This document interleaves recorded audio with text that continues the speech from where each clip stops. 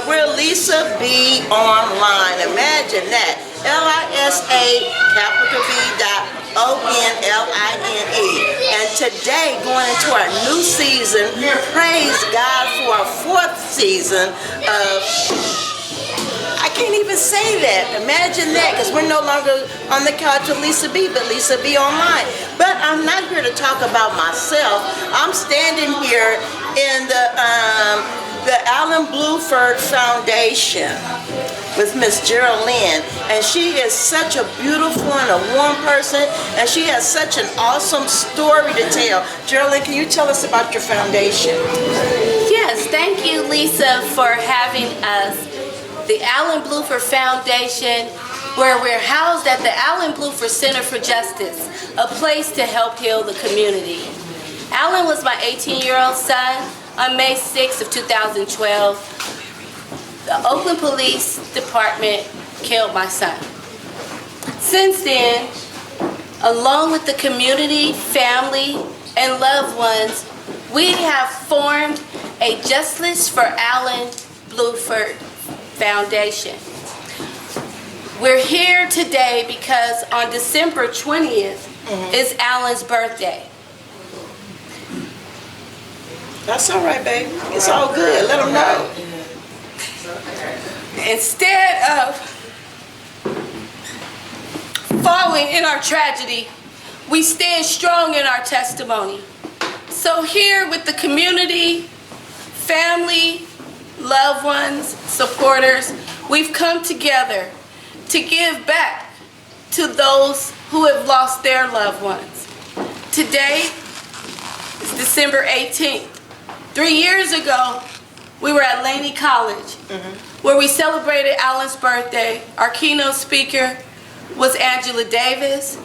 The community, union members, family members, people from all over came to fight and speak out against this injustice that we all suffer. Yes. You know, Lisa, when it first happened, I felt as though people didn't understand, and they were ostracizing me and saying, why did that happen? But I know I have to stand and take a stand. Alan can't speak anymore. I always carry him in my heart, but I speak for Alan.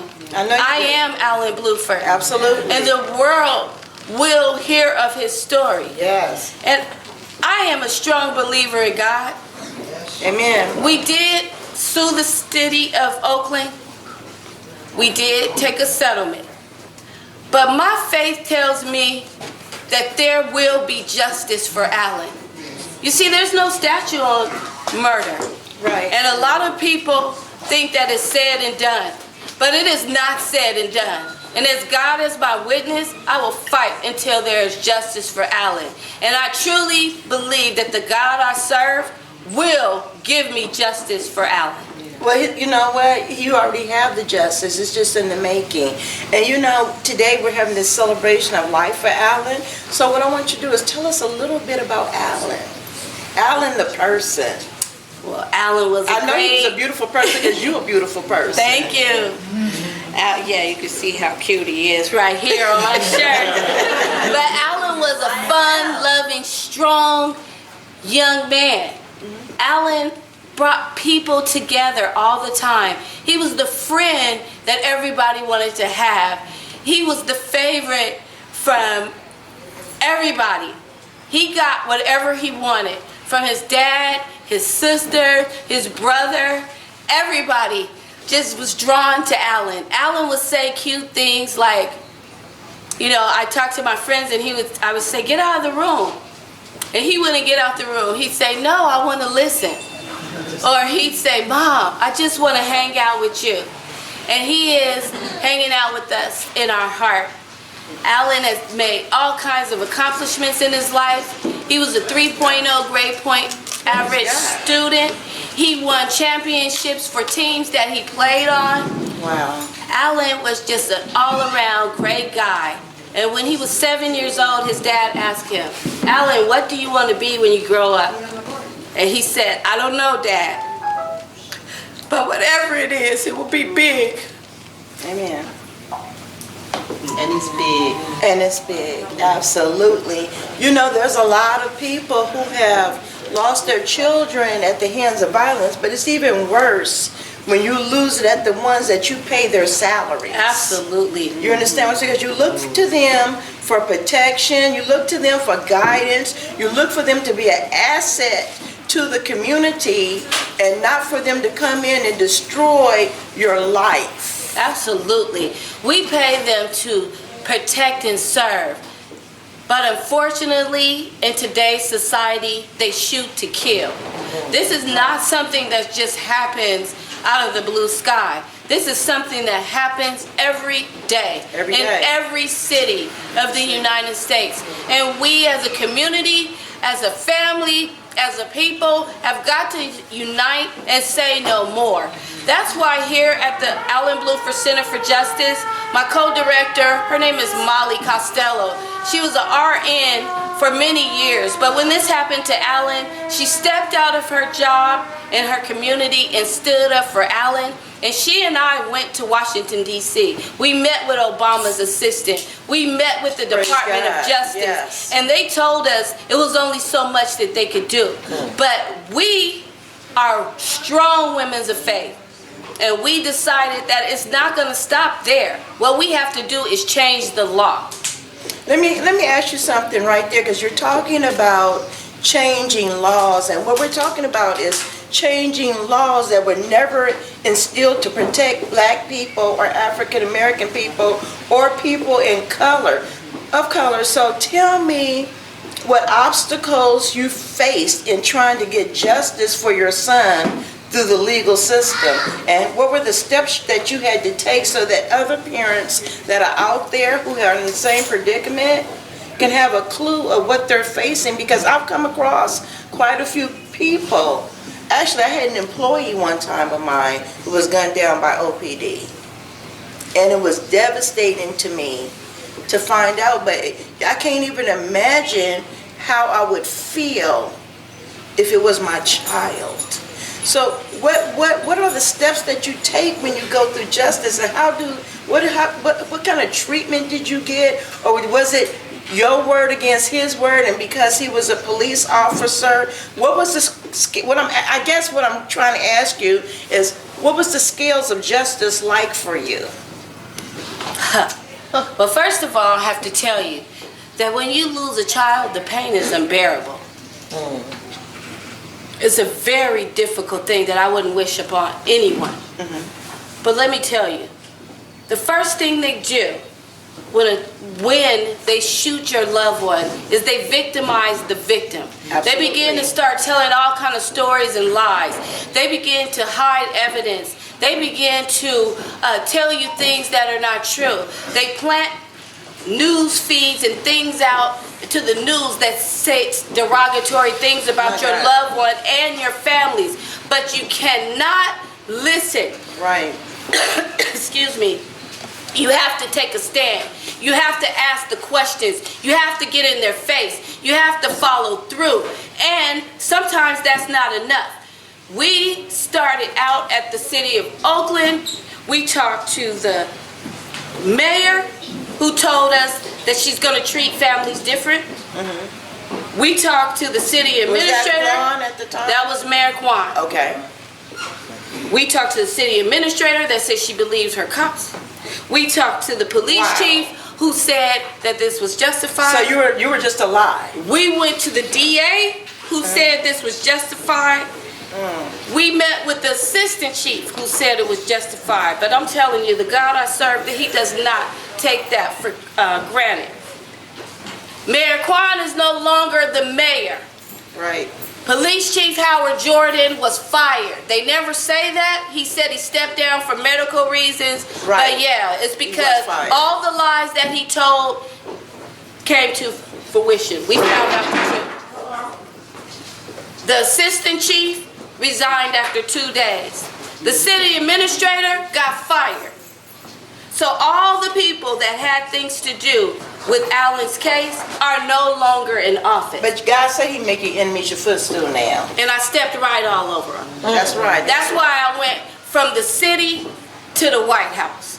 You cannot You have to get your own answers. You have to hire an attorney.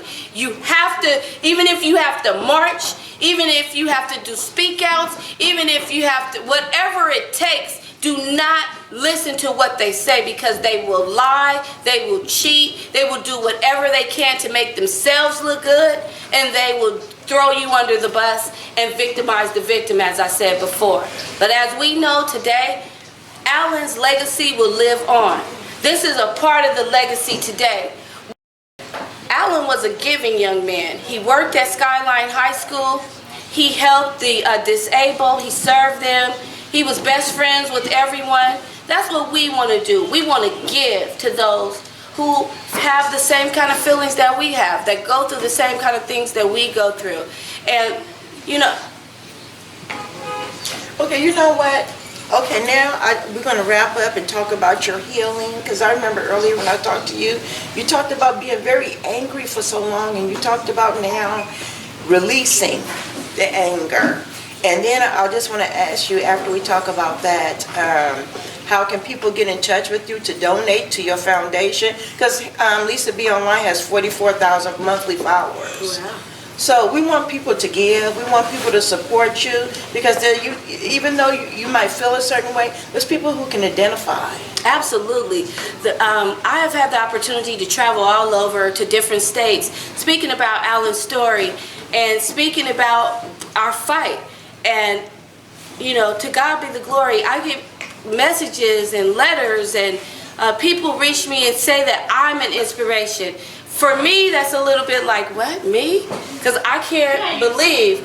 But Alan's story touches people. So you birthed something out of this. Yes, I did. And the thing is, when it first happened, I was in shock.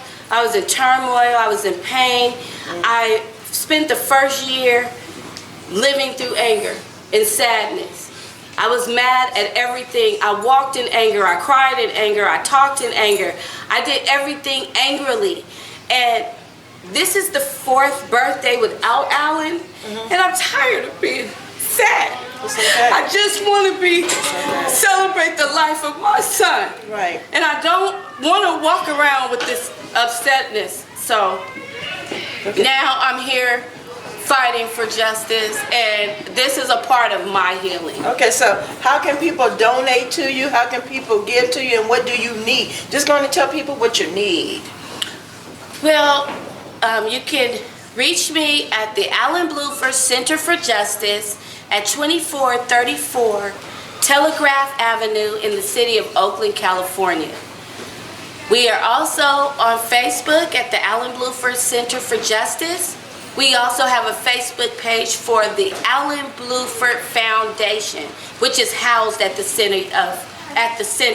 This center is here, donated, and set here for a place to help heal the community. We have several different outreaches, so we have people come in all the time, and we do what we can to give back and to help them. I'm also on IG at BabyQT, and that's BAYEBEEQT. And also, again, my name is Jeralynn Brown-Blueford. Our telephone number here is 209-740-9844. Also, I have a wonderful co-director, a family of supporters, and Can we bring just your the commuters. co-director in? Yes, please. I don't know where she is. She's hiding out. She always likes to stay in the back and push me out to talk. But this is a fighter, and she's been fighting for justice all for 3 years with me.